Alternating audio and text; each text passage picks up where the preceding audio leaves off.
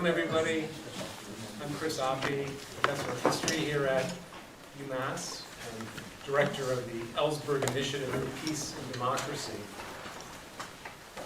It's my great pleasure to be introducing Michael Meeropol and the lecture he's going to offer tonight called "We've Been Here Before, America Must Choose Fascism or Democracy." First, though, I want to thank Robert Pollan and the Political Economy Research Institute for really hosting all of Michael's appearances. So the Ellsberg Initiative is proud, however, to, in a modest way, co-host tonight's lecture. And Michael's also kind enough to talk to my morning class this morning. And students, I think, were riveted. And a number of them came back for a second helping, so those of you who did. This year, the Ellsberg Initiative is focusing on something we call the Existential Threat Project. And we're focusing primarily on programs about nuclear weapons and climate change. But the threats posed to democracy by fascism or authoritarianism of various kinds, I think it's not a stretch to say certainly rises to that level of threat, to existential threat. Or to put it another way, in my view at least, if Donald Trump becomes president, it's certain that there will be no progress made in reducing, never mind eliminating nuclear weapons or doing anything to fix our environmental catastrophes. I would just say, if you think there's any hyperbole in Michael's chosen title, we received news just in this past week that none other than General Mark Milley, Joint Chiefs of Staff under Trump, recently described Trump as a total fascist, a fascist to the core. Just a few words by way of introduction.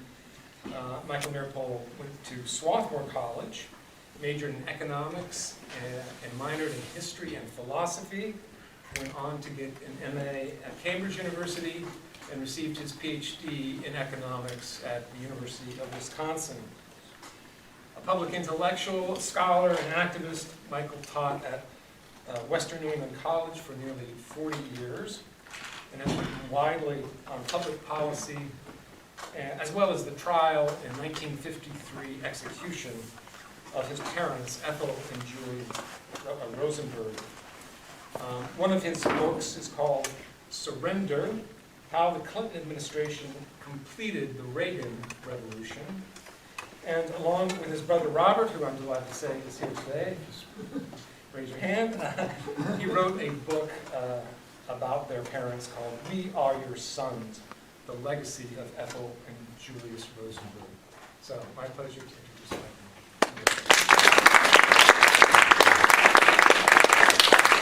Well, I want to reiterate thanks to Bob Pollan and the Political Economy Research Institute for the financial support for my visit to UMass. And I want to add to my veto that while I was working at Winnick down in Springfield, I came up here 3 times to do adjunct courses in economics, and I have to say that my UMass students were very impressive. Indeed, I think one of them went on to get a PhD from the University of Utah, and I read his stuff online at the Union for Radical Political Economics blog. His name is David Fields, proud graduate of UMass. Before I begin, I want to say that if I were in the classroom, a lot of the assertions I would make would be qualified by, on the other hand. But I'm not in the classroom, I am an advocate. So I'm going to say at least some very nasty things about at least one person, and no, it's not Donald Trump.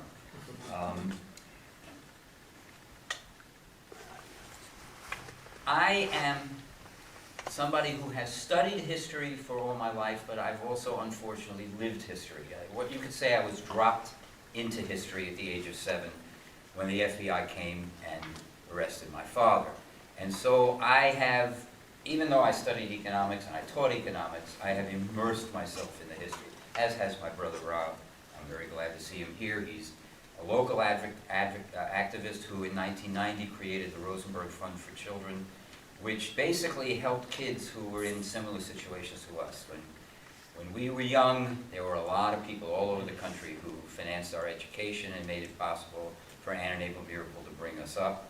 And in 1989, he got the great idea, why not do the same for other kids? And he did it from 1990 forward. All praise to his organization. He also, it was his idea to launch a campaign to exonerate our mother, which I will be talking about a little bit, and I'll be happy to elaborate on it during the question period. I hope to speak for only 40 minutes, and I'm hitting the timer right now, because as people know, we faculty members have a habit of talking longer than we should, so the clock is running. Title states, we in the United States are faced with a choice, and it's a big one. Will we go down the authoritarian rabbit hole represented by a re-elected Trump and the triumph of Trumpism, or will we reject it and continue moving towards a multicultural, multiracial, admittedly flawed democracy? I think it would be fair to define the American political system as a quasi-democracy. Yes, there is a power elite, and I'd be happy to justify the argument that we have, in effect, a ruling class. My Bible has been, since 1967, the work of G. William Domhoff, and I urge anybody who wants a quick skinny on that analysis, the most recent edition of Who Rules America is as good as it gets. Nevertheless, elections do matter.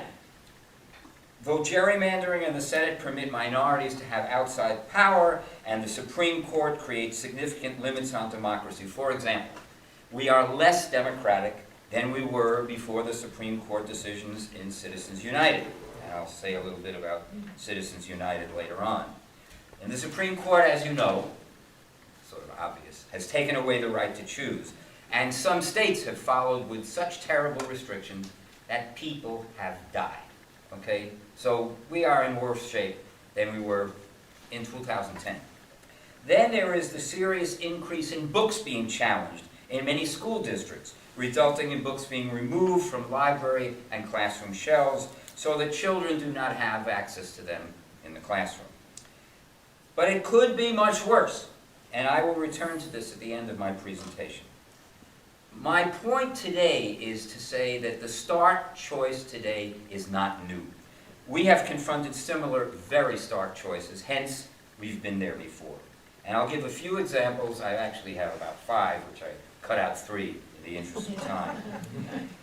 Before the Civil War, the U.S. was in danger of succumbing to what they called in those days the slave power, exemplified by the federal enforcement of the Fugitive Slave Act and the Supreme Court's horrendous decision in Dred Scott. You think Citizens United and Dobbs is bad. Dred Scott is so bad you read it and you want to spit on the page. Cotton-based slavery was incredibly successful. The richest people in the U.S. were cotton planters. And once Dred Scott was announced, the expansion of slavery all the way to California was in the cards. Now, the anti-slavery movement was never a majority movement, but in some northern states it gained tremendous support to oppose the workings of the Fugitive Slave Act. And there was opposition to the expansion of slavery. Think of Bleeding Kansas in 1854. That led to the formation of a new political party in 1848. Up until 1848, from about 1832 to 1848, the two political parties were the Democrats, that was created basically by Andrew Jackson, and the Whigs, that was created by a guy named Henry Clay, who ran for president 3 times and lost 3 times. The Whig parties disintegrated because of slavery, and the Free Soil Party came on the scene in 1848, and in 1846 a new party emerges, the Republican Party. I have to say it's ironic to think of the Republicans as the good guys, but so be it. Lincoln's election in 1860 stopped the expansion of slavery. The slave owners then opted for secession. Lincoln refused to let the U.S. be dismembered. The Civil War was fought. Slavery was abolished. Let's remember, the North won the Civil War in large part because a lot of runaway slaves joined the Union Army. Next choice, after the Civil War, does the United States give ex-slaves full citizenship, Or do they permit the white planter class to come back to power and put the ex-slaves in a subordinate position, which, by the way, was the policy of President Andrew Johnson, who took over after Lincoln was assassinated. It was a long and unclear struggle. Beginning in 1866, the Republicans in Congress overrode Johnson's policies. They then won large majorities. They reoccupied the South. They refused to seat the ex-Confederates who were elected. They said, you get back into the Union after you have ratified the 14th Amendment. The 14th Amendment says, you may know this, no state shall infringe upon the rights of citizens. Until that point, the Bill of Rights only restricted Congress. It took the 14th Amendment to extend all those rights in the Bill of Rights to state governments. By the way, I didn't know this when I studied it in high school and college, stuff that I learned recently. There was a movement of the ex-slaves insisting that, having fought for the Union, they were not going to be second-class citizens. And that, plus the desire of the Republicans who had presided over the victory in the Civil War, not to let all those Southern representatives come back into Congress and, for all they know, override them, that created this coalition that briefly created real democracy in the South. 2 years in Georgia, 11 years in South Carolina, Florida, and Louisiana. There was biracial democracy in the South. Even as late as 1898 in the city of Wilmington, North Carolina, there was a biracial democracy, but the white supremacists had a solution to that. They rioted, they burned the black newspaper, they forced the white mayor to resign at gunpoint, killed anywhere between 60 and 300 people, and in 1898, that was the last gasp of democracy in the South. And I can say without fear of contradiction that once Jim Crow was established around that time, and by the way, the 1890s was the year of the largest number of lynchings in the South, they basically lived under a form of fascism from, say, 1900 to the late 1960s. I'm going to skip over some stuff that goes into more details about what it was like to be black in that period, but I'd be happy to mention it if anybody's got a problem. Next choice. Beginning with the massive transformation of the U.S. from an agrarian to an industrial nation, I'd say the 1870s through World War I, the United States filled the industrial sector with millions of immigrants. And these immigrants brought languages, cultures, food, and radical politics. They joined unions, they formed self-help organizations, they fought back against low wages and lousy working conditions. And the period from the 1870s to World War I was an incredibly violent one. In fact, I remember when I was studying U.S. history in Great Britain, the lecturers, the British lecturers kept saying, you know, it's so amazing how violent American industrial history was. I don't know, was British, you're a British historian, was British industrial history very, very peaceful? I'm not so sure. But they looked across the pond and they said, oh boy, those Yanks were really violent.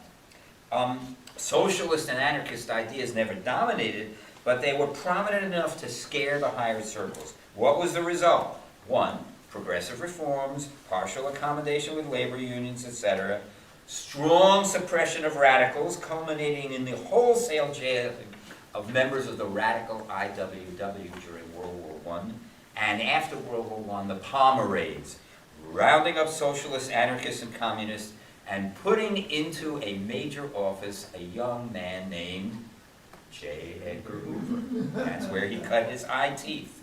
And in the 1920s, cutting off of immigration. I love this statistic. In 1910, 14.7% of the population was foreign-born. By 1970, based on the cutting off of immigration, that had shrunk to 4.7%. Time. Spoiler alert, it was up to 13.7% as of 2018, which gives you an idea about why the people who are anti-immigration have come to the fore again, just as they did during and after World War I. All right, I am going to cut one, because I want to keep within the limits. Aha, all right, very nice. Finally, we come to my parents' case. You probably are wondering, you know, what's this got to do with my parents' case? Well, that's one of the choices, because when my parents were all set to be executed, they wrote, "We are the first victims of American fascism." And in the 1950s, the concentration camps that had housed the Japanese during World War II were refurbished.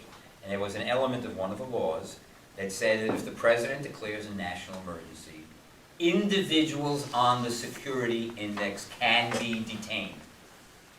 And there were people, in fact, the people who worked very hard to save my parents, a couple named Emily and Dave Ullman, were absolutely positive they were next, and that the concentration camps were going to be filled with communists and fellow travelers.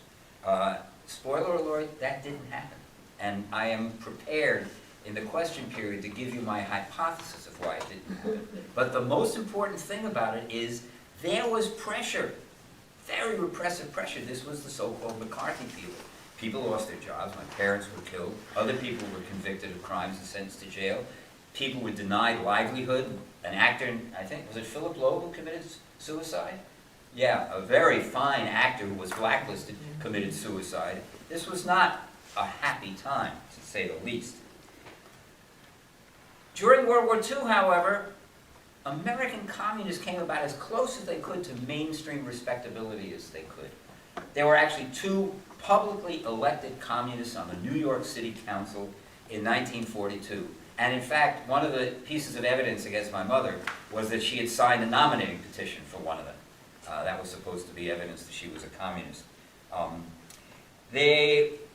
Do we, after World War II, continue on a path that had been set by the New Deal and the rise of American labor and the, at least, quasi-participation of American communists in government, the path towards an American version of European social democracy, as evidenced with things like TVA, which, what was TVA? Government-owned electric utility. The rights of labor being protected by government rather than being shot by government like they were in the 1870s. Or do we pull back from it? And particularly, do we make sure that we don't let the communists earn respectability? The choice was made in 2 steps. One, substituting Harry Truman for the left-wing Henry Wallace at the Democratic Convention in 1944. The Cold War may have been inevitable, but once Roosevelt died and Truman was president, it was definitely inevitable. And second, the non-communist wing of the labor movement accepted the purging of communists as a result of a law passed in 1947 called the Taft-Hartley Act. And so the balance of forces in the United States changed slightly, although the American labor movement continued to grow. I've got a number here. Let's see if I can find it. 35% of the workforce were unionized by 1954. That was the high point as a percentage. But in numbers, they continued to grow into the 1960s. And this is the wonderful thing about being so old, I remember a lot of history. And in 1968, the American labor movement almost single-handedly elected Hubert Humphrey. The left hated him. We all voted for some third party. I don't think too many of us voted for Nixon. But we couldn't have cared less if Nixon got elected because we wanted to punish Humphrey for supporting Johnson's war. And then there was George Wallace, who was grabbing the southern states, and yet Humphrey came this close to winning. And that was almost completely because the American labor movement campaigned on a slogan, "You never had it so good," which is, by the way, true. It's kind of the high point of income for American workers into the early 1970s. So how do you get rid of the communists? Well, you repress them. And the first step in the repression was a thing called the loyalty program under President Truman in 1946. And then there was also the idea that communists needed to be demonized. My parents' case was a major element in that repression. I wonder how many of you are wondering, when the hell is he going to get to his parents' case? I'm there now. This is true even though, as we now know, my father was guilty of having helped the Soviet Union during and after World War II, breaking the law by doing it. To show the role of my parents' case in a broader political picture, I'm going to quote from the judge's sentencing speech. The issue of punishment in this case is presented in a unique framework of history. It is so difficult to make people realize that this country is engaged in a life and death struggle with a completely different system. I believe that never at any time in our history Were we ever confronted to the same degree that we are today with such a challenge to our very existence? The students who are here this morning know that I'm about to digress. I think this hyperbole is over the top. Don't you think that our nation was more threatened during the Civil War than during the Cold War? I do. Although, let's face it, nuclear war could have been a disaster. No question about that. Back to his sentencing speech. I consider your crime worse than murder. I believe your conduct putting into the hands of the Russians the A-bomb, years before our best scientists predicted Russia would perfect the bomb, has already caused, in my opinion, the communist aggression in Korea. And who knows but that millions more innocent people may pay the price of your treason. Note the word treason. We can revisit that in the question period. And now I'm going to try. Now, the people who were in the class this morning, I'm so sorry for the repetition. But since, of course, a lot of the gray hairs in here, they know all about my parents' case. But the rest of you, short little story. My parents were charged not with treason, but with conspiracy to commit espionage to the advantage of a foreign power during wartime, World War II. The fact that it was on behalf of an ally was not relevant. The testimony against them was all given by alleged co-conspirators, David and Ruth Greenglass, who happened to be my mother's brother and sister-in-law. They testified that my parents approached Ruth and said, when you go to your husband, who is stationed at the Los Alamos site where the first atom bombs are being built. How many people saw the movie Oppenheimer? So you know all about Los Alamos. You also know that there was a scientist spy there named Klaus Fuchs, who, spoiler alert, gave the Soviets a heck of a lot more interesting and useful information than David Greenglass. Ruth Greenglass said, I don't want to do this, and then Ethel says, at least tell it to David. Those words were the only words used to indict my mother in August of 1950. She then goes to Los Alamos, David agrees, and then they have two meetings with my parents, one in January 1945 and one in September 1945. They testify that David Greenglass gives my father sketches, he gives him a written description of the A-bomb, and that my mother types all my father's spy material. That was it. That was what the jury heard, and that was what the jury believed, and that's why they were convicted. And then, of course, the government built up what David Greenglass did to being the secret of the atomic bomb. The prosecutor, on his opening statement, said, we will prove that the Rosenbergs conspired with people of the Soviet Union to steal, through David Greenglass, the one weapon that may hold the key to our nation's survival, the atomic bomb. By the way, that's a total lie. We have proved that it's a lie, but it was kind of too late when we proved it. On top of what the judge said, when Eisenhower denied clemency 2 years later, he said, my parents were to be blamed for any future nuclear war. Now, in the period around the time of my parents' trial, the, whatever you want to call it, the establishment, the ruling elites in the U.S., political leaders, they were on the horns of a dilemma. They wanted to suppress the communists because they knew the communists would oppose the Cold War. Everybody knew, with 20/20 hindsight, that the World War II wartime alliance with the Soviet Union was a marriage of convenience. Neither side trusted the other, despite the fact that Roosevelt thought he could work with Stalin, and then, of course, Roosevelt died. I think my parents' case is relevant to this anti-communist issue, but it's a bit complicated because my father was guilty as charged. So, you know, in the old days when I thought it was a complete frame-up invented out of whole cloth, then it was straightforward. We said, you know, they made up this case against my parents who were communists, and they used it to demonize communists. Well, my father was guilty, so what does that got to do with it? Well, I think you can still make the connection. The government decided that they needed to get a death penalty against my father because they knew from some secret deciphering of Soviet cables during World War II that he had recruited a whole bunch of people, and they figured the only way to get him to disgorge was to get the death penalty. So to get the death penalty, they did it in two ways. First, they exaggerated the scientific value of the Greenglass stuff.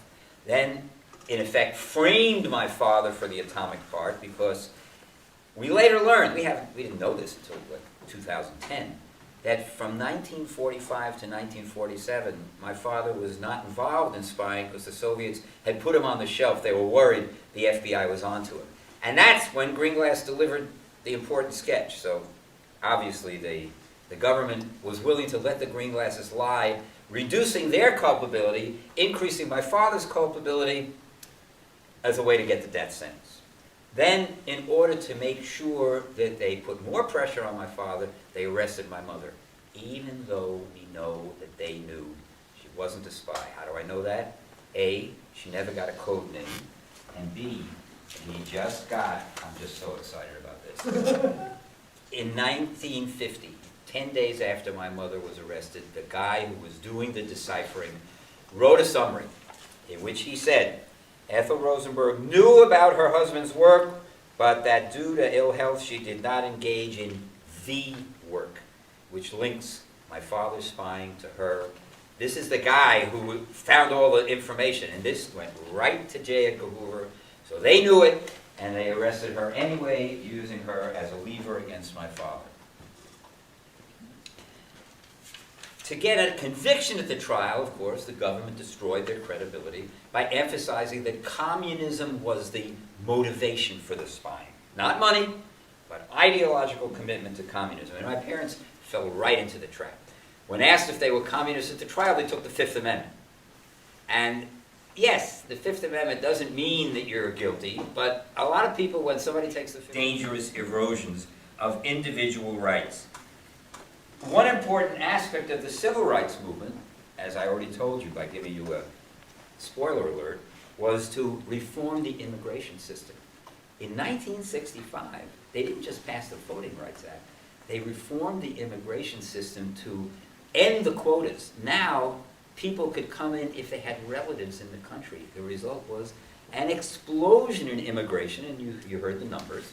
The number of people, the percentage of the population that's immigrants, skyrocketed.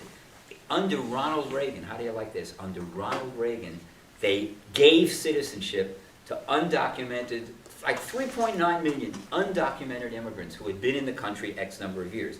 The kind of thing that the reformists today want to say, we need a path to citizenship, which of course the right wing decries as amnesty. What's interesting, of course, the only amnesty bill that ever occurred was on that right wing icon, Ronald Reagan. But of course, Ronald Reagan gave loads of speeches in favor of immigration, something that the Trumpists who celebrate Reagan, I don't know if you remember, but when Trump first ran for president, somebody asked him, when was America last great? If Trump doesn't know his patootie from his elbow. But he said, I think when Ronald Reagan was president. Well, that may be true, but when Ronald Reagan was president, he signed an amnesty bill. Anyway, if Trump wins, we know what's going to happen. You saw the signs at the Republican convention. Mass deportation now. Round up people. Throw them into detention centers. Use the National Guard. This is a program that is the brainchild of a guy named Stephen Miller. And now I'm going to say the nasty thing. Please put it on tape. If he wants to sue me, I'll be very happy. Stephen Miller is a Jew.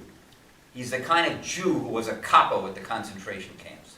And he's the kind of Jew whose relatives hate his guts because he glorifies in the idea of rounding up immigrants who he calls illegal. But let's face it, how are you going to tell if they're illegal? Look at the freaking color of their skin. There are plenty of white-skinned illegals who float through the United States all the time and nobody ever bothers them. All right, enough of an insult with Stephen Miller. I urge everyone in this room who is interested in the answer to the question, will we go down that road?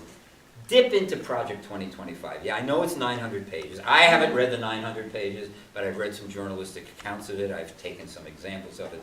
But it will knock your eyes out. And Trump makes believe he doesn't know anything about it, but in fact, he's on record as supporting it. And his own vice president wrote the foreword to the book written about it, which they held off. They decided not to publish it till after the election. First of all, we have Shelby County versus Holder. Remember the Voting Rights Act of 1965? Shelby County versus Holder said, well, they don't really need to do that enforcement anymore. It's a different world. And so they, in effect, eviscerated a whole section of the Voting Rights Act. And immediately what happened is severe efforts all over the country to curtail the right to vote. There has been purging of people from voter rolls.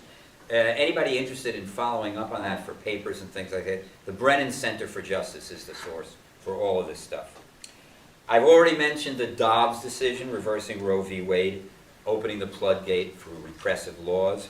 In the past half century, the Supreme Court has made decisions that dismantle some of the rights that began to be introduced in the later years of the 20th century. I'll give you one example.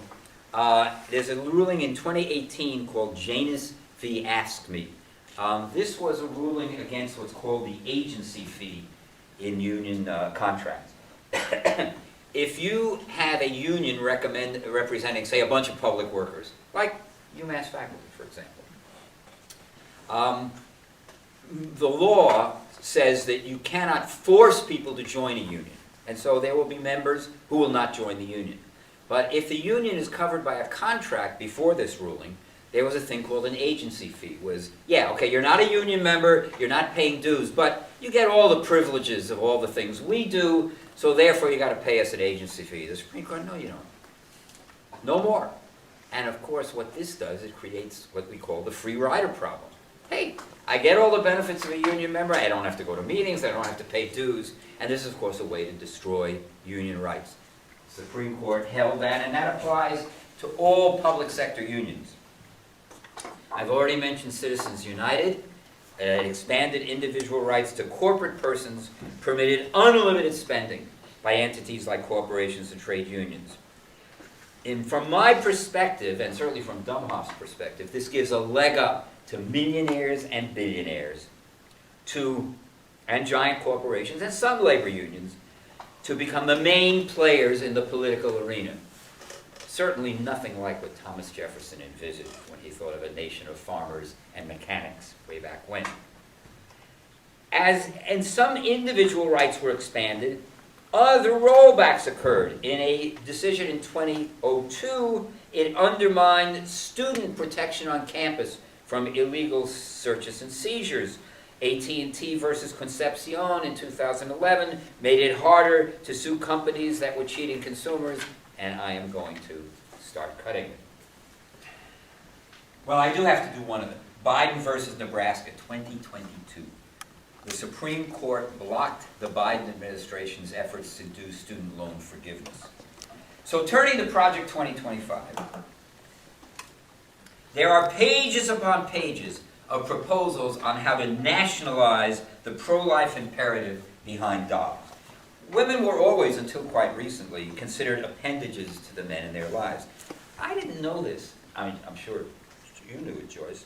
Not until 1974. You know, my wife was 30.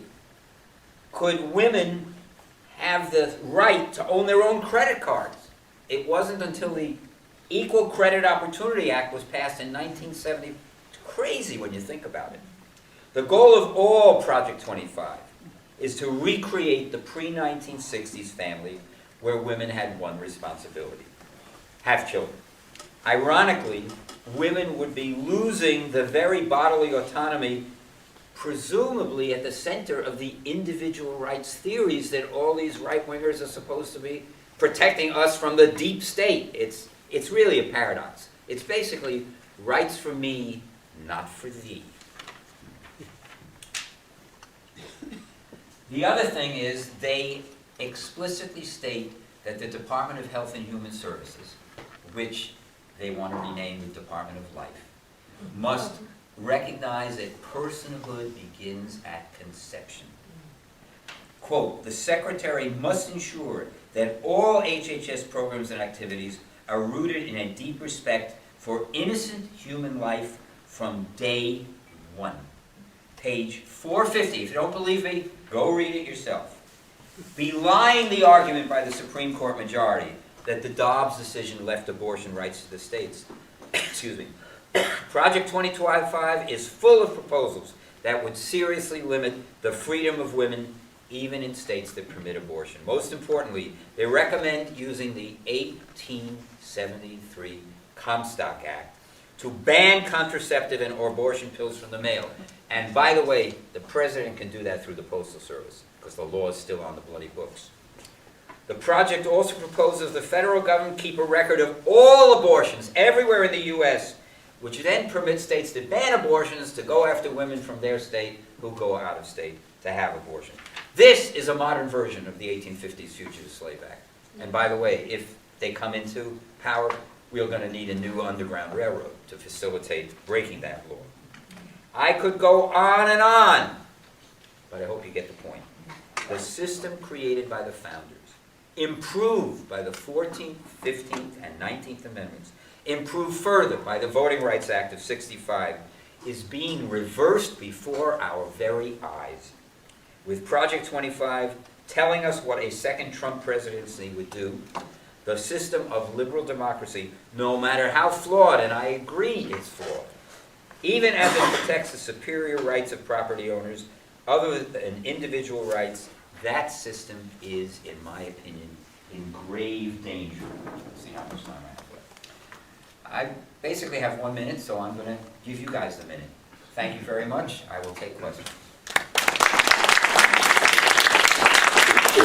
No questions are off limits. Okay, you can ask me anything. Personal stuff as well as philosophical, academic, pedantic stuff. First one, thank you, Bob. So, what do you attribute the social roots of this transformation? Oh my God, that was a note to myself. If you have time, talk about, and I'll pay you later because that was, no, you're right. For those of you who may not have heard it, if it wasn't caught by the camera, what are the social roots of this force? And just as part of your response, I mean, it is, we saw the debate between Harris and Trump. And Trump, when asked about leaders that he respected or that respected him in the world, he only gave one example. And that was Urban. Viktor Orban. Yeah. So it's like, it's not any secret. No, not This is his model. Yeah. So, yeah, I mean. So what are the roots within the United States? Yeah. It didn't start with Trump. It didn't sprung full-blown from his forehead because there's nothing in there anyway. I had this great experience in January going to this panel. And at the panel there was an expert on interwar fascism in Europe, an expert on the Ku Klux Klan in the 1920s, an expert on Jim Crow South, and an expert on the religious right. And I came away with the idea that there, of the pro-Trumpists, the people who actually believe in Trumpism, there's three legs to the stool. The first leg are what I call the unreconstructed racists, the folks who never got over the fact that blacks got equal rights during Reconstruction, and they were very happy with Jim Crow, and they were not happy with the Civil Rights Movement, and they want to figure out how to way to put them in their place. And so they do things like they pack blacks into congressional districts, they cut back on voting rights, etc. But these are people who I would call the unreconstructed racists. Then there are the religious right who, because of the fact that in the 1960s and 70s, mainstream religion got hollowed out. There was a big reduction in the church attendance and church support for what we call mainstream Christianity. Into that gap came the religious right. And a lot of the religious right were financed by big oil money. And there's some very interesting books that I read about it. The work of David Hollinger, I highly recommend. They were outraged at Roe v. Wade. They were outraged at the women's movement. They were outraged at women asserting themselves different from the traditional thing. And they never got over it, and they fought back, and they've just won temporarily. They won a battle with the Supreme Court. So that's second leg of the stool. The third leg, this one is a little problematic. It's basically the billionaires who, even though they are richer than God, and they have become billionaires over the last 30 years of neoliberal policy, and that was the basis of my book on how Clinton completed the Reagan Revolution rather than reversing it. And spoiler alert, neither did Obama, sad to say. They got very rich, but you know what else happened? During the financial crisis, they got criticized. And they didn't like being criticized. And they feel hurt that nobody recognizes that they are builders, and they are employment creators, and they are the people that make America great, and so they want their power back. And they see in illiberalism a chance to do it. You can see it in Elon Musk, what he says. He talks about how liberal democracy doesn't work, that we need a system where technology has free flow and is not subject to government intervention. So that's 3 legs. But I was wrong because I left out the people who were left behind economically. Some of you may recall a famous speech that has been totally distorted. I am not a fan of Hillary Clinton, but it is very unfair when she talked about the basket of deplorables to think only about the deplorables, because she then said there are loads of people who are really hurting, who feel left behind by our economy. And what she was saying is they have real grievances. Now, the problem was, of course, it was her husband's policies and Obama's policies that left them behind, which is the basis of what I'm going to be doing for Perry tomorrow, talking about, it's a discussion of how Obama's recovery failed, and the snarky subtitle of it is how we got Trump. There is a very significant percentage of the population that just got sick of failed promises, and they did not participate. When the economy seemed to be in great shape during the Clinton administration, inequality expanded. When there was a recovery under Obama, inequality did not lessen. Right? Actually, there's been more reduction in inequality in 3 years of Biden than in the 8 years of Obama. And what's fascinating, and this goes back to the 1950s, when people were sort of mesmerized by the communist threat.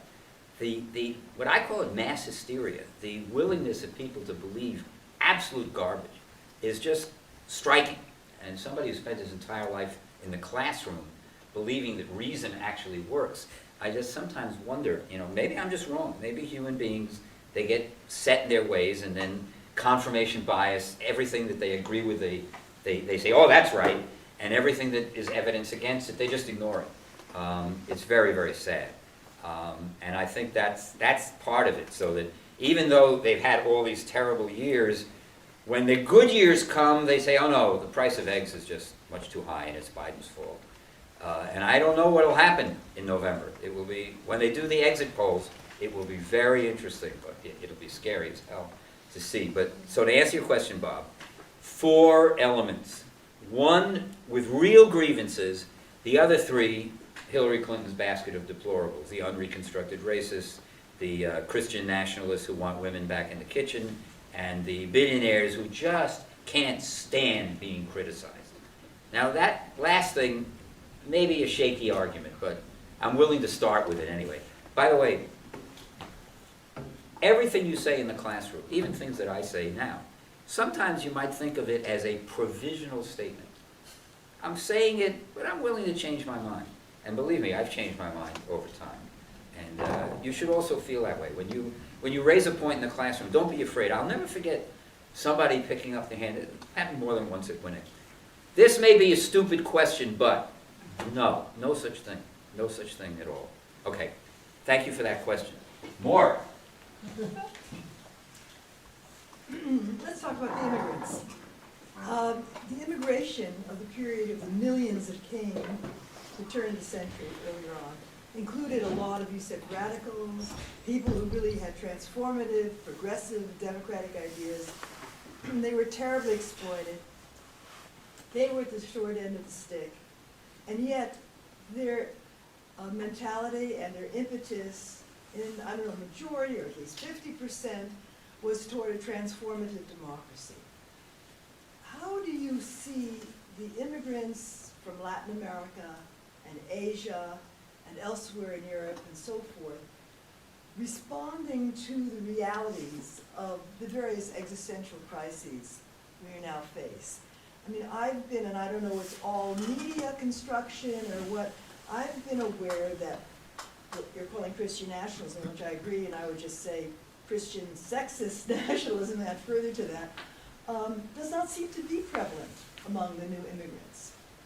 I don't see the same impetus toward radical political politics that we associate with labor unions of the, what followed. Don't you think that a shirtwaist lot of time. the What do you new think's immigrants are going on? interested in joining labor unions? I think that Well, this some is of what the I want to labor know. unions This is are what I would being- like go to know ahead. more about, because I have not been, at least in what I've read or exposed to at this point, had a sense of the grassroots groundswell of the kind of immigrant spirit of the early 20th century. Yeah. Is it there and I'm missing it, or it's being We repressed? don't Is know. it so- I mean, remember, a lot of these immigrants, as soon as they came, what was the first thing they did? They established self-help organizations and newspapers in their own languages. Right. Now, is there online stuff in immigrant languages where these communities talk to each other? I don't know. You know, I do think Well, that, I will just add one thing. We do have lots of evidence from the women in many of these immigrant communities who have formed around the issues of pregnancy, family health, and so forth, who are indeed splitting from often the men in their communities when it comes to their political allegiances.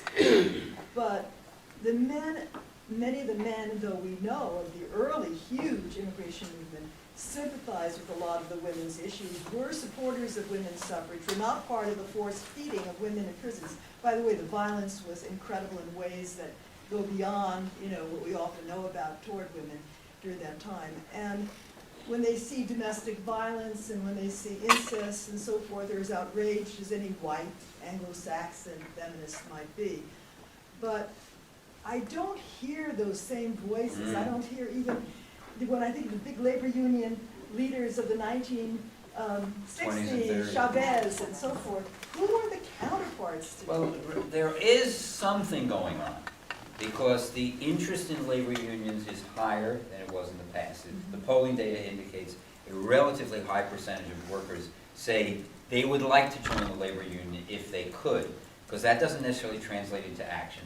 But think about those red wave teacher strikes in many states where they aren't members of unions. They just walk off the job and they actually gain some concessions. So there is something going on.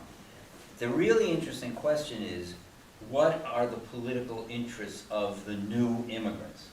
And I certainly don't know the answer to that, but I'm sure there are a lot of people studying it, and I bet, over time there will be books written, there will be articles written. At this stage, I think it's up in the air, because let's face it, up until Trumpism, the immigrant communities were not as much under fire. In fact, George W. Bush made an effort to get a good law for the Dreamers, which failed by just a small amount. And I think you raise an open question, and I think that it's one that would be definitely worth studying, because let's face it, some of the immigrants, like the immigrants from Venezuela who are fleeing what they call a communist country, they come here with a very interesting and different attitude than, say, Dominicans and Haitians who are fleeing a very repressive capitalist country, I just don't know. I don't know, but you raise a great point. Yes, sir. Yeah, so first of all, thank you for this talk. I found it super persuasive and largely indisputable. But one point that I want to get your insights on is that I am an organizer nationally and locally with the broad kind of Palestine solidarity movement and anti-war movement. And already in kind of the mainstream media, left-leaning mainstream media, we're kind of preemptively and collectively being demonized for the fact that people are not willing to vote for Kamala Harris in a principled stance. So I guess for me, right, I hear your points and I can make this kind of Faustian bargain, right? I can make a greater good argument. But my kind of Arab, Palestinian, Muslim American friends and colleagues, they're being kind of asked to make their this families vote. being massacred. So like, what do you say to them who are unwilling to vote for what they understand to be a Genocide Joe genocidal- and his sidekick Kamala. Yeah. Yeah, I totally sympathize. And by the way, I was of the generation who in 1968 would never have dreamed of voting for Hubert Humphrey on the idea that Nixon will be worse. Interestingly enough, with 20/20 hindsight, maybe Humphrey would have gotten the hell out of Vietnam a lot earlier than Nixon, and maybe a lot of people wouldn't have died. But that's 20/20 hindsight. Hindsight's always 20/20. So older people like me, who, yes, I have relatives in Israel, but he's my age and he's already been in the IDF and he's not in danger. But, I mean, it is a horrendous situation. If I could wave a magic wand, I would do what Bernie Sanders says. You know, call up Netanyahu and say you're not going to get another dollar until you have a ceasefire. But if Biden did that, Harris would lose by a landslide because Trump would jump on it, and so would the national media. And so would the AIPAC crew, you know. I'm a Jew.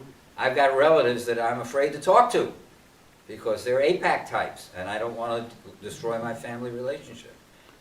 So I totally sympathize with that view, and the only answer I would give from my security of having no relatives who are being killed in Gaza is Trump would be worse. You know, if Trump is elected, I think that there will be no Gaza anymore, and Netanyahu will have free reign. And it is conceivable, following up on your point about nuclear war, it is conceivable Netanyahu will figure out a way to get the U.S. and Iran in a shooting war. But that's an if. Right now, I understand somebody who exactly in the position that I was in 1968, hating Hubert Humphrey for the blood on his hands of all the Vietnamese, and saying, no way am I voting for him. People who know that Biden got blood on his hands and Harris refuses to break with him, refuses to vote for them. But you know what's interesting? There's an Arab American group in Michigan who grabbed their nose with a clothespin and came out in favor of Harris, despite everything you say and everything those folks say. So it is an outrageously horrible situation. That is basically all that I can say about it. And the last thing I would do would be to criticize and tell them, you know, it's going to be your fault if Trump's elected, because there's an awful lot of people whose fault it's going to be if Trump is elected. And I wouldn't start with the Arab American community. They would be like 100th on the list. You know, I could give you a list of people, including white working class people who voted for Obama twice and now are in Trump's camp. What's up with that? I mean, that's unbelievable. Men who don't care that women are being shoved back into the kitchen. And hopefully their wives will all use the secret ballot and vote against them. Great question, and I don't have a good answer, that's for damn sure. More. So you alluded in your talk when you got to the 1950s about how the U.S. pulled back from fascism. So why did that happen? Thank you very much. I do not know if this is the right answer, but it's one that I've thought about. Use a historical analogy. Why did Hitler come to power? There was a very strong German Communist Party that threatened the leaders, the capitalist leaders of Weimar Germany. The business leaders of Germany thought they could control Hitler, so they had Hindenburg appoint him to beat back the communists, to suppress the labor movement. What did Mussolini do when he created the corporate state? He controlled the labor movement. What did Franco do when he won the Spanish Civil War? He beat back the left-wing coalition, including the communists. In 1953, there was a minuscule, weak Communist Party that had been totally discredited by spy trials, by being convicted under the Smith Act. We used to joke that half the members were FBI agents anyway. Why would they need fascism in the 1950s? There was nothing to suppress. We got lucky. And because of that, there was room for the civil rights movement, there was room for the gay rights movement, room for the women's rights movement, room for the anti-war movement. If it hadn't been, we had had full repression, it would have been impossible to protest the Vietnam War the way we did. The Southern whites would have had full free reign to suppress the movement. So I think we got lucky. But I think basically the leaders of the country, they looked at the kinds of things that McCarthy was proposing and that was going on with the House Un-American Activities Committee. They said, who needs this? We're doing fine with what we got. That's my version. Can I Yeah, go ahead. feedback? I think a huge dimension of it is the youth revolution of the 60s surge of population, young people, and the vast You're talking about the baby expansion- boomers. Yeah, the vast expansion of university and community colleges throughout this country where young people were suddenly learning ideas and picking ideas that challenged everything their parents ever told them, and that, I think, was a major contributor to a lot of the further. Yeah, but the refusal to create fascism predated that Yeah. by a good 5 to 10 years. Yeah. So that if there had been fascism, there wouldn't have been the kind of freedom in the universities for folks like us. More. Okay, now listen, I'm happy to call on all folks my age, but this is a university, and many of you students, your parents are paying bloody tuition, so take advantage. Go ahead, You're talking to me? Alan. You can go first. Oh, if there's a younger person, we should have a younger person. Go for You it. are the younger person. You are younger than him. I can say that. You are definitely younger than him. Very funny.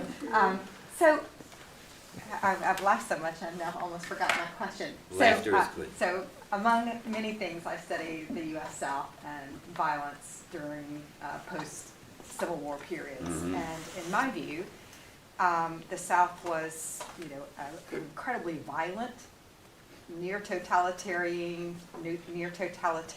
state within the greater nation state. Totally agree. Really from 1865 up through 1965. Reconstruction was there were little moments of biracial Yeah. governments, and they were incredibly fragile, and there were little moments of democracy here and there.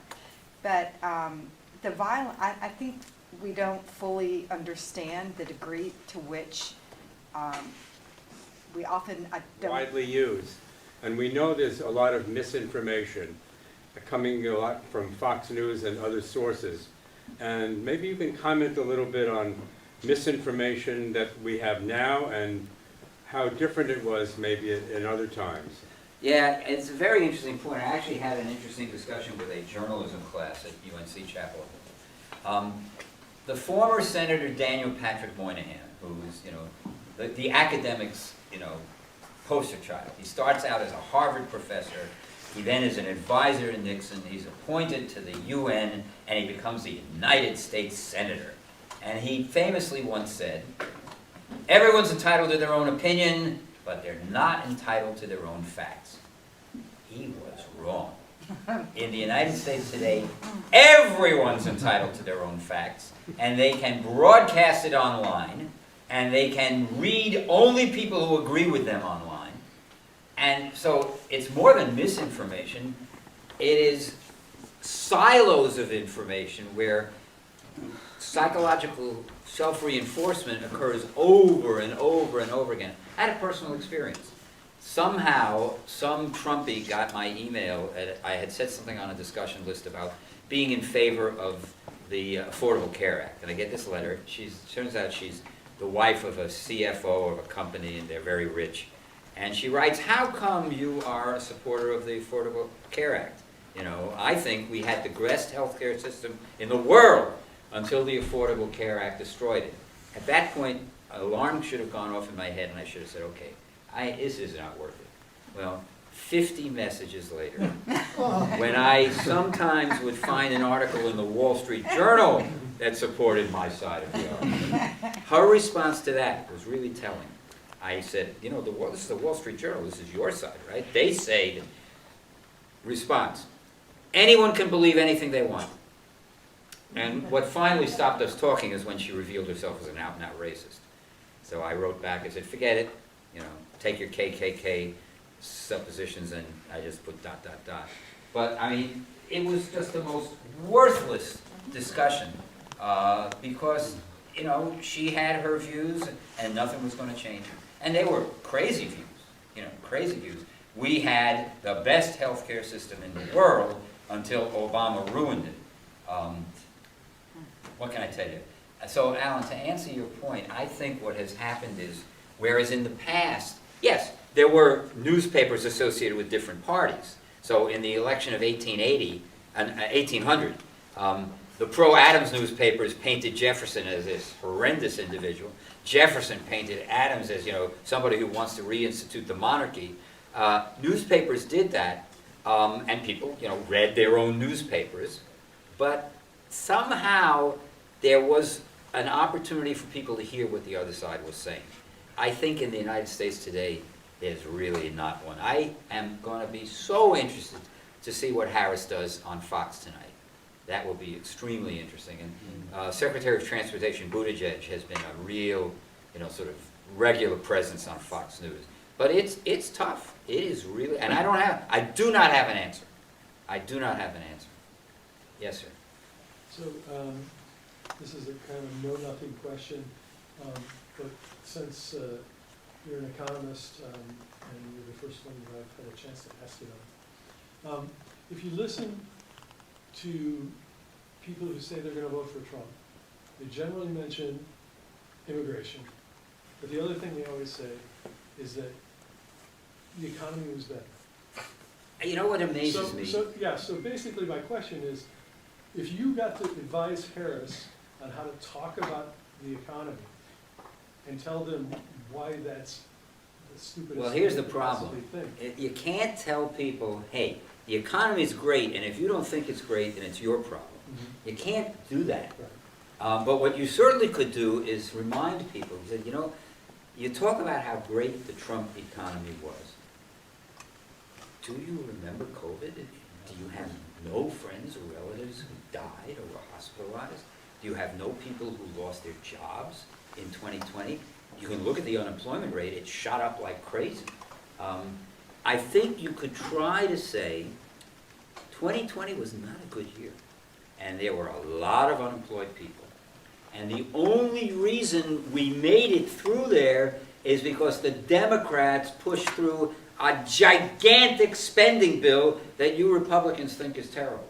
You all voted for it because you wanted to make sure that, we fought back against COVID. It's hard to believe. That was under special deals where Congress had to vote for it unanimously, and Trump had to sign it. So all these Democratic baubles for the Christmas tree were on there, including a gigantic increase in unemployment insurance. And I had people tell me, that unemployment insurance is so awful, people won't go to work. And I would always say, well, you know what you do? You raise their bloody wages if you want them to go to work. The low-income people experienced a tremendous improvement in standard of living. Child poverty went down like 20% for that period when there was a big child tax credit, because it was emergency, it was temporary, and it expired. There were so many things that were done to combat the effect of COVID, but the most important thing is Trump refused to acknowledge it at the beginning. He got rid of the organization within the government that plans for these things. He took forever to respond to it. I hold him personally responsible for at least half the deaths. Just look at all the other advanced countries of the world, South Korea, even Italy, who got bashed by it. They all did better than we did per capita. And it's on Trump. And I don't understand how these people can say it was a good economy. It was a good economy for 3 out of 4 years. What about the 4th year? That would be my response. I don't know, Bob, you're an economist. What would you say? I would say, to amend your question a little bit, I think when they say the economy was better then, they're thinking about the inflation. And two things about the inflation. The first is the U.S. inflation during after the release from the COVID lockdown.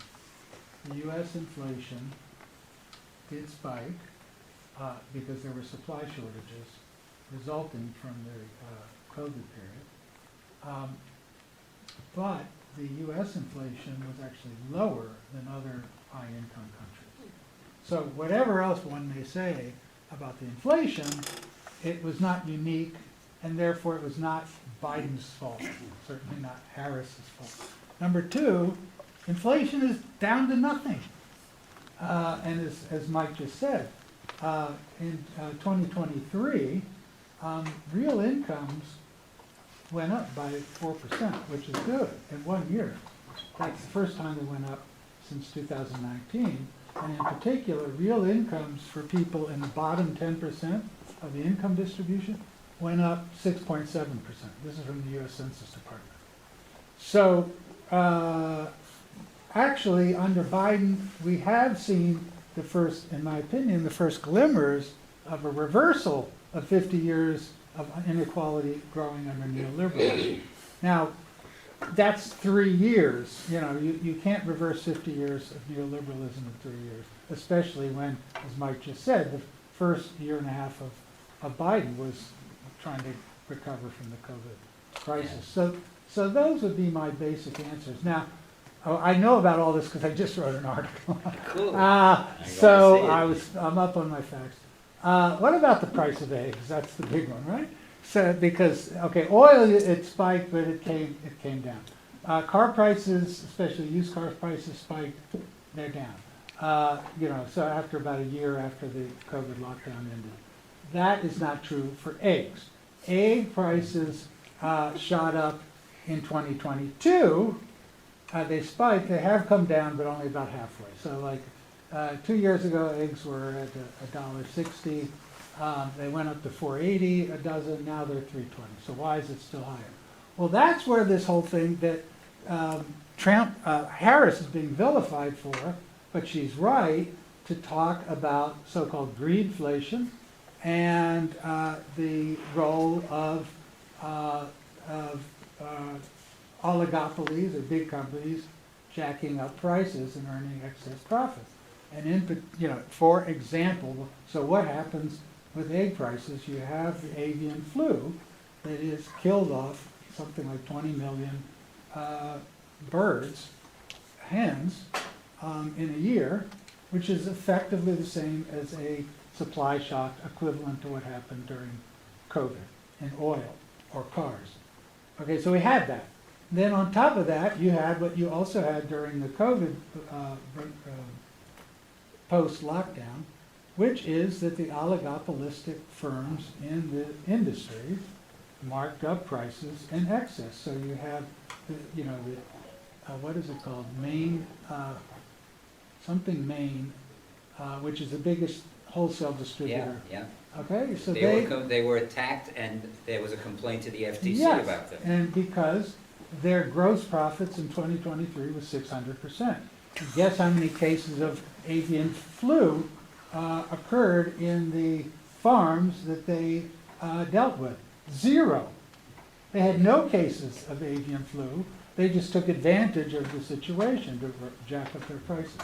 So the fact is that, again, Biden administration has been relatively aggressive in going after monopolistic pricing. And that's another thing that Project 2025 will not allow. Yeah.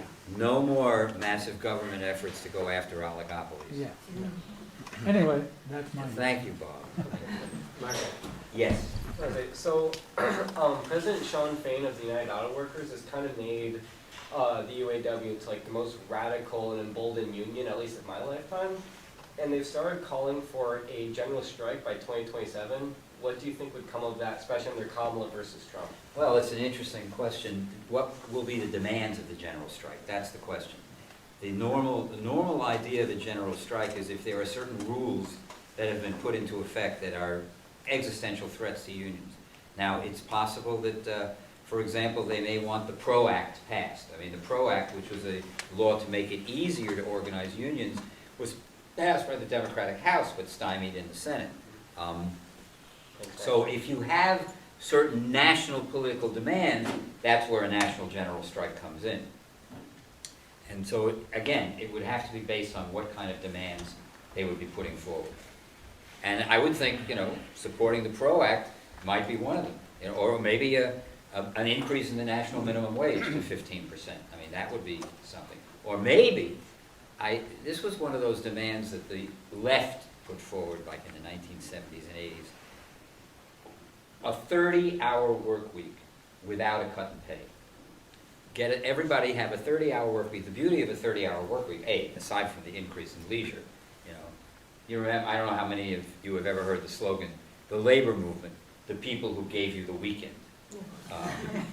Cornel West says it's the socialists who gave us the weekend, so we can have a little argument about that.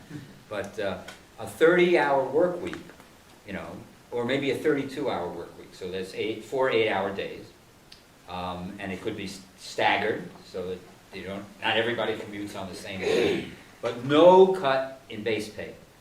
That would be a demand for a general strike. I mean, there's all sorts of things that could be done. But again, without general national demands, a general strike doesn't really have much meaning. I mean, it's a nice idea to say, let's all get together and do something, but to what end? In the back. No, not you. me. Yeah. I sort of have another half-formed, two-part kind of speculative question, but I'm curious, as the kind of perception of the sort of fragility of U.S. power, broader geopolitical context, I wonder if you have any sense of if that has attributed to sort of the rise of the authoritarian Trumpism that we see, and also maybe if a Trump presidency does happen, what types of sort of geopolitical flashpoints do you envision coming down the line? What's interesting is I think Trumpism is a symptom of the decline in U.S. hegemony in the world. I mean, at the end of the Cold War, which is, you know, every time I think about this, 1990 was yesterday, right? No, it wasn't. It was 34 years ago. I was in my 40s. And you'd think, well, that was yesterday. Well, it wasn't yesterday. And to college-age kids, they weren't born, okay?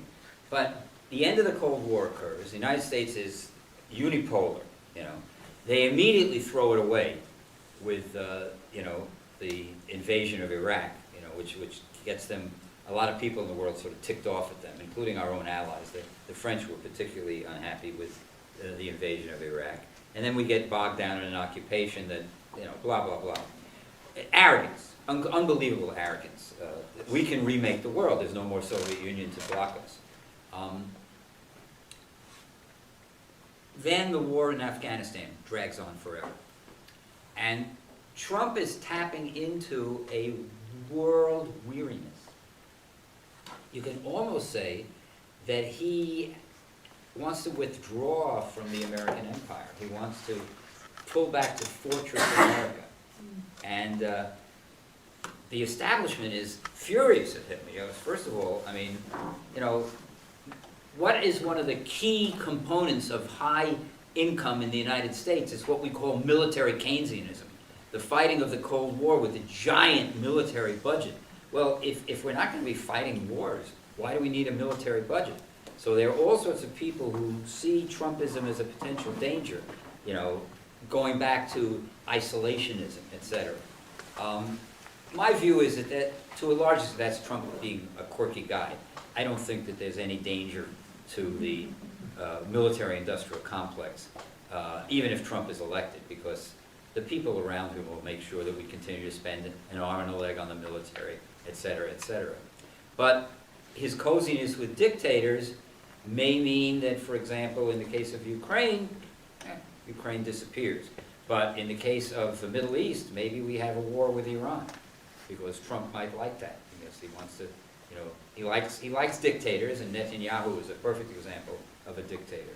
So that would be, if Trump is elected, I see Ukraine disappearing, I see Gaza disappearing, I see a potential war with Iran. I do not see a cutback in military spending. There's no peace dividend from Trump's withdrawal from the world. But you wanted to follow up. And what about with China, too? Well, China's the new adversary. Right. And there will be, trade wars with China. It's conceivable. The problem is, of course, Americans like to consume Chinese products. And China owns a lot of our national debt. So there's a kind of a symbiotic relationship between the two economies that would be hard to break. But who knows? Trump might be able to break it. It will really depend on the financial and political leaders that are around him and that might control him. By the way, I have a hypothesis, a prediction. If he wins, the people who really rule America will use the 25th Amendment to get rid of him and make Vance president. I back him. Cheery note. Did we run out of time? We haven't run out of time. We're close, we're getting to it. So All right. maybe- Come on, phone, shut up. one more from. One more question, and let's make it okay, we can make it a fact. Okay, I want to go back to another topic altogether, which is your parents and putting that in historical context. And you briefly mentioned what happened with Klaus Fuchs. And so I don't know if a lot of people caught the reference because It's in the middle of Oppenheimer. Okay, but the thing that as you noted briefly, Mike. So Klaus Fuchs was a physicist, was a high-level physicist, and he actually could pass on real Very secrets. valuable secrets. Okay, and did. Yeah, And so he was a British citizen, right? yeah. And what did he get? 6 years? So 14. 14 years, and what? Yeah, and Queen Elizabeth. see, the Queen- British couldn't charge him with treason because he's doing it on part of an ally. So they charged him with violating the Official Secrets Act. And I think he got the maximum sentence. I think he did 9 years. Oh, And he- then they went let him out to early? East Germany. Did she? Yeah. So what I'd like to ask you is, what was it about the difference between the U.S. versus the U.K. in terms of its treatment? On the one hand, you have this guy who clearly did provide important information to the Soviet Union, versus your dad and his cohort, which, whatever it was Yeah. trivial. Yeah, well, first of all, they promoted it to being the secret. They ignored what Fuchs did, and they never caught this young American physicist named Theodore Alvin Hall. And if anybody's interested, there's actually a film about him put out by a guy named Dave Lindorf. And Dave Lindorf also wrote a book about Hall called A Spy for No Country. And Lindorf, in the Olympics of history of science, he thinks Hall was more important to the Soviet bomb than even Fuchs. But I don't know, I'm not a scientist. The reason was obvious. They wanted my father to name other names, and the only instrument of coercion was the death penalty. They wanted not to kill him, and I told this to the morning class, so I'll say it here. An assistant prosecutor was a man named William Rogers. And that name may mean something to some folks because he was Richard Nixon's Secretary of State. And the joke is, when they went to China, Kissinger met with all the top Soviets. And Rogers, as the Secretary of State, was shunted to the back room. And the newspapers made a lot of fun. It was like, there's this guy who's supposedly the Secretary of State. Didn't seem to have much to do in China. Before he died, he was interviewed by a New York Times reporter who had written a biography of David Greenglass, a reporter named Sam Roberts. And Roberts reported the interview.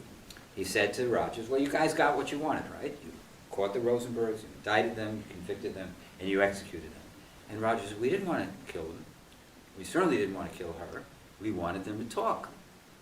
And so Sam Roberts said, what went wrong? Rogers' response was, she called our bluff. That's why the death sentence was there. And I'll go further and say sometimes literature has insights that history doesn't. There was a novel named The Book of Daniel, written about a case like my parents', it was fiction. And in it, the protagonist, the son of executed people, is talking to the son of the lawyer and said, the son of the lawyer says, the death sentence was an investigative technique. And that is a brilliant statement of what we now know was true. Because we've got the evidence. There are prosecutors talking to Congress saying the thing that will make this man disgorge is the death penalty. And the judge knew it before the trial. There's at least 2 documents that say that he agreed to give the death sentence if the evidence was good enough. And he, the judge, was a team member. By the way, in Rogers' quote, she called our bluff. Note the word our. It was a team effort. And the judge was part of the team, the prosecution was part of the team, members of Congress were part of the team, the Atomic Energy Commission was part of the team. And all my parents had to do was be like David and Ruth Greenglass.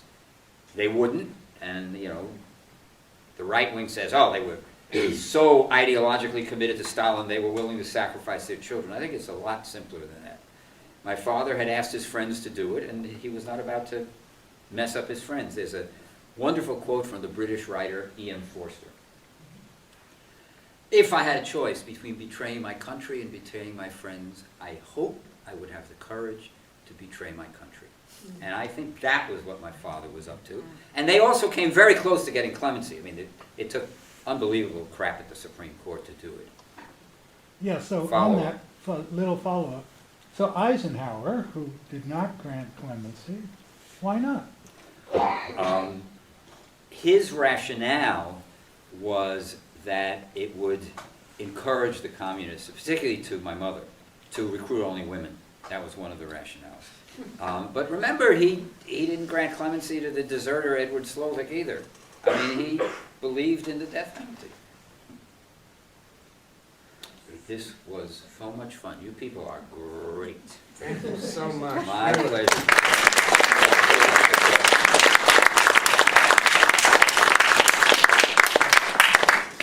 Now, for all you students, my email is available through Dr. I already sent it around. And ask me anything.